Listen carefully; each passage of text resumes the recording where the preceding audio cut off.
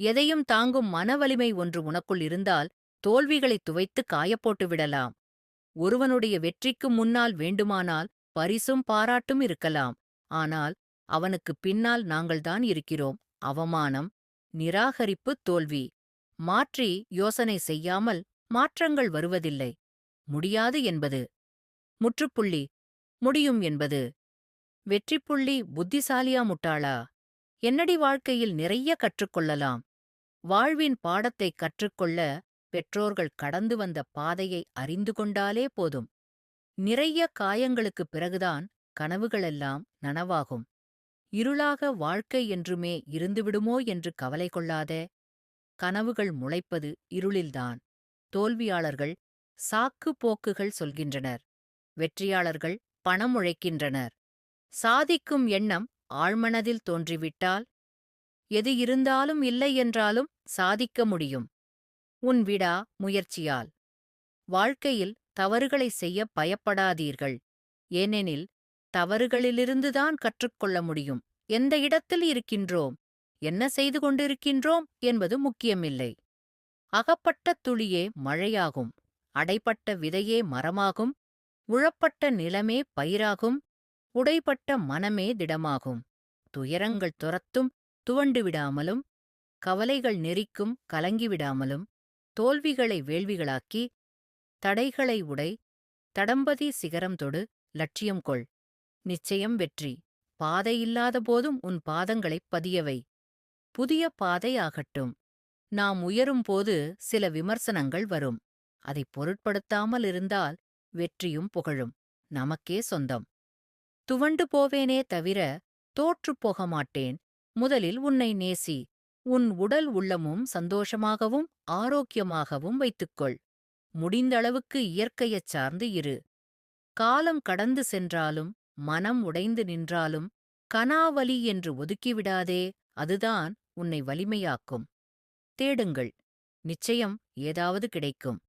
சில சமயங்களில் தேடியது பல சமயங்களில் தோல்வியே வெற்றிக்கான முதல் படி அல்லவா? அழுவதை நிறுத்து முதலில். சிறகாகவோ இறகாகவோ இருப்பதென்பது அவ்வளவு எளிதல்ல. பார்ப்பதற்கு மென்மையாக தெரிந்தாலும் பறப்பதற்கான வலிமையும் வலியையும் அவையே தாங்குகிறது.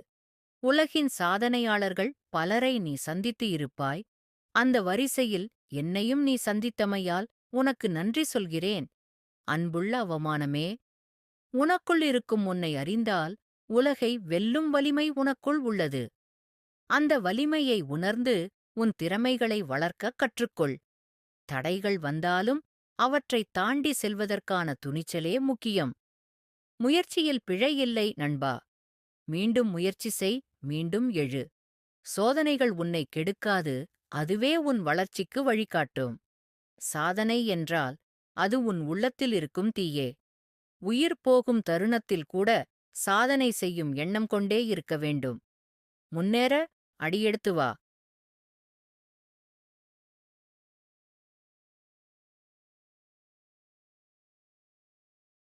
நான் யார்? இந்த கேள்விக்கு பதில் சொல்லும் நாட்கள் நெருங்கியிருக்கின்றன. ஒவ்வொரு சூழ்நிலையும் மாறும், அது நிச்சயம். வாழ்வில் வறுமையைக் கடந்து செல்வம் வரும். அழுகையைக் கடந்து தைரியம் வரும். தோல்வியை எதிர்கொண்டு வெற்றியைக் காண்பது தான் உண்மையான சாதனை. என் எண்ணங்கள் என் வாழ்க்கையை உருவாக்குகின்றன. எனவே நான் எப்பொழுதும் தூய்மையான எண்ணங்களை வைத்திருக்க வேண்டும்.